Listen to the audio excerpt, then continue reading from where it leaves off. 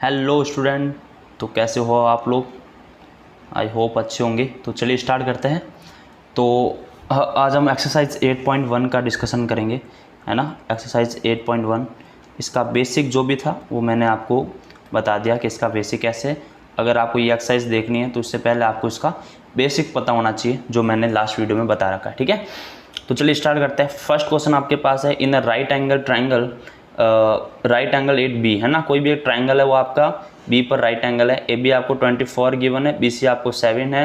तो डिटरमाइन करना है साइन ए एंड कोस ए। तो चलिए बहुत इजी क्वेश्चन है कि आपको एक पहले से राइट एंगल ट्राइंगल बना लेना है, ठीक है। तो ये आपका एक राइट एंगल ट्राइंगल है, ठीक है। तो ये है ए, बी पर है राइट एंगल, तो ये बी और ये हो गया आपका सी, ठीक है। और यहाँ पर है वो राइट एंगल ट्राइंगल। अब आपको बोला क्या गया इसमें, बोला आपको ये गया है कि ए बी आपका 24 है। ए बी कितना है आपके पास 24, बी सी आपके पास है 7, है ना।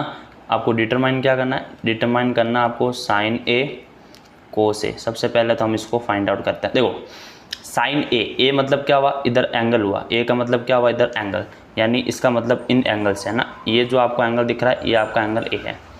तो इसके लिए ये क्या हो जाएगा, आपका परपेंडिकुलर होगा, ठीक है।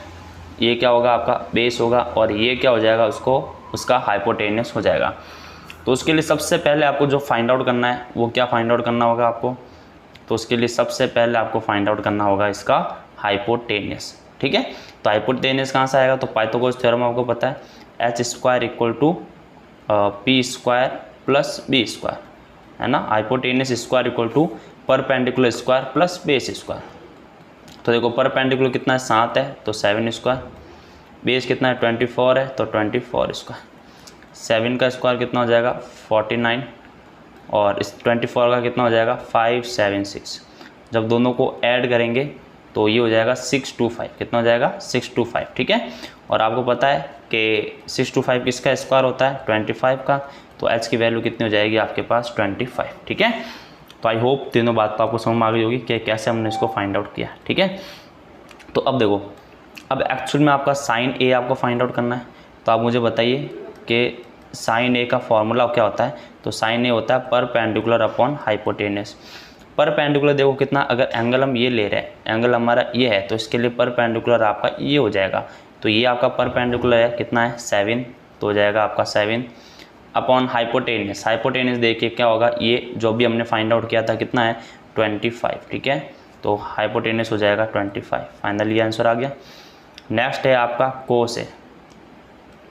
तो कोस ए इक्वल टू क्या होता है, तो कोस ए होता है बेस अपॉन हाइपोटेनस। तो आप देखिए बेस कितना है, बेस है आपका 24, ठीक है। बेस कितना है आपका 24, और हाइपोटेनस कितना है, तो हाइपोटेनस है आपका 25, ठीक है। तो फाइनली ये आपका क्या हो जाएगा, इसका आंसर हो जाएगा। तो साइन ए और कोस ए हमने फाइंड आउट कर रख दिया, ठीक है। तो यहाँ तक आप कर लो। फिर देखो आगे आपको क्या बोला गया है,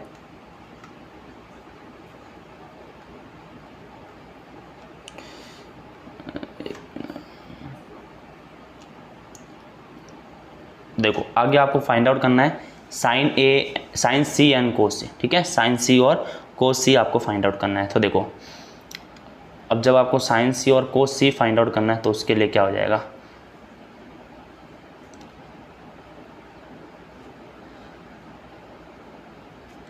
तो पहले तो इसको आप इस राइट एंगल ट्रायंगल बना लेते हैं आपका, ठीक है। अब एंगल जो बात करेंगे सी, ये आपका ये हो जाएगा, ठीक है। साइड तो वही है आपका 24, ठीक है। बस फ़र्क ये हो जाएगा कि अब अगर आप एंगल कौन सा ले रहे हो, अब अगर आप एंगल ये ले रहे हो तो इसके लिए ये जो होगा वो आपका क्या हो जाएगा परपेंडिकुलर हो जाएगा। क्या हो जाएगा आपका परपेंडिकुलर, और ये जो होगा वो हो जाएगा आपका बेस, ठीक है। और ये क्या हो जाएगा आपका हाइपोटेनस। तो बस ये 3 बातें अब आपको क्या करनी है, याद रखनी है। तो देखिए अगर आपको यहाँ से साइन सी फाइंड आउट करना है, ठीक है, साइन सी फाइंड आउट करना है, तो पहले इसको थोड़ा सा रफ कर लेते हैं।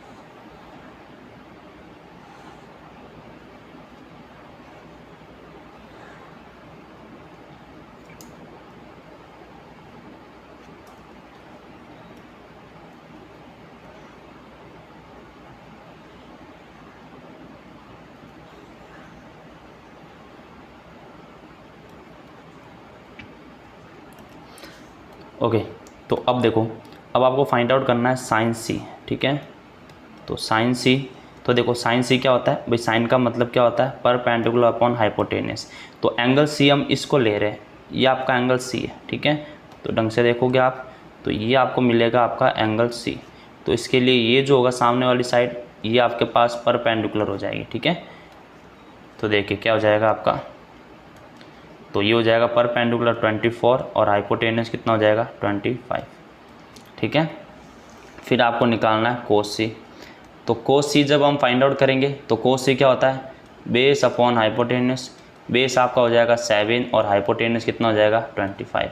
तो ये फाइनली इसका क्या हो जाएगा, आंसर हो जाएगा, ठीक है। तो आई होप कि फर्स्ट क्वेश्चन आपको ज़रूर समझ में आया होगा। अब चलते हैं सेकंड क्वेश्चन की तरफ।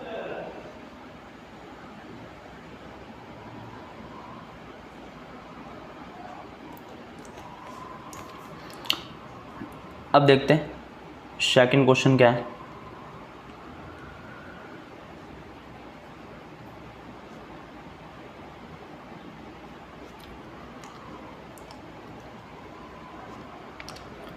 तो ये है P, Q और ये है R।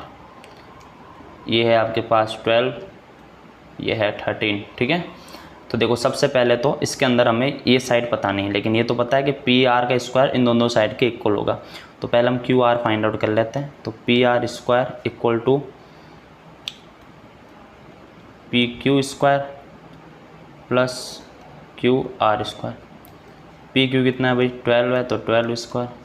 QR आपको फाइंड आउट करना है और इधर हो जाएगा आपके पास 13 स्क्वायर। तो ये हो जाएगा 169, ये हो जाएगा 144 प्लस QR स्क्वायर। तो 144 आपका माइनस में हो जाएगा QR स्क्वायर। तो इसको माइनस करेंगे तो आ जाएगा 25, ठीक है।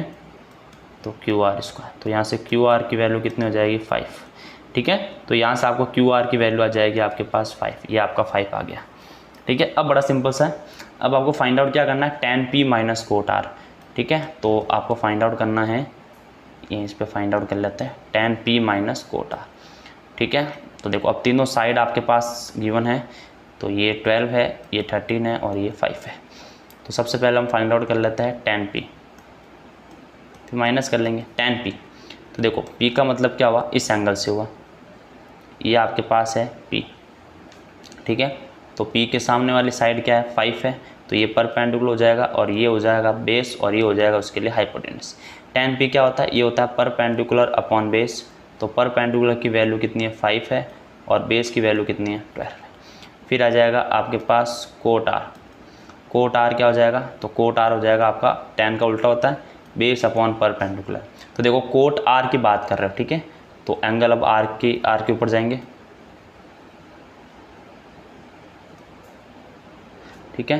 तो R का मतलब हुआ इस एंगल से, तो इस एंगल के लिए ये जो होगा वो आपका परपेंडिकुलर हो जाएगा और ये आपका जो होगा वो बेस हो जाएगा, ठीक है। तो परपेंडिकुलर कितना हो जाएगा, तो ये बेस अपॉन परपेंडिकुलर, बेस है 5 और परपेंडिकुलर कितना है 12, ठीक है। तो अब आपको एक्चुअल में इनका माइनस में निकालना है ना, आपको आंसर इसका माइनस करना है। तो आपको फाइंड आउट क्या करना था, tan P minus cot R। तो tan P की वैल्यू है 5/12 माइनस कोट R की वैल्यू है 5/12। तो ये कैंसिल हो गया, आंसर कितना आ जाएगा 0, ठीक है।